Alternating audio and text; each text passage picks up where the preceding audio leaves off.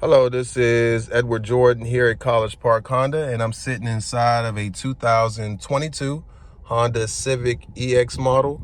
Honda did a beautiful job on this vehicle, but I wanted to make a quick video just on when you get the EX model, it comes with heated front seats, and I want to do a video on how to use it. So right here is your heated seat icon. That's going to be on both sides. And to use the heated seats, it's 3 stages. You just want to press it. It starts off at the highest setting. Once you give it a second press, that's your medium setting, and the third, that's your lowest. And to turn the heated seats off, you just hit it again.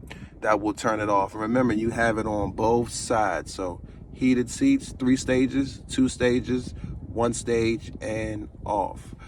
That's how you use the heated seats in a 2022 Honda Civic EX model. The heated seats will start with EX trim levels and above. Once again, this is Edward Jordan. I'd like to thank you for watching this quick video.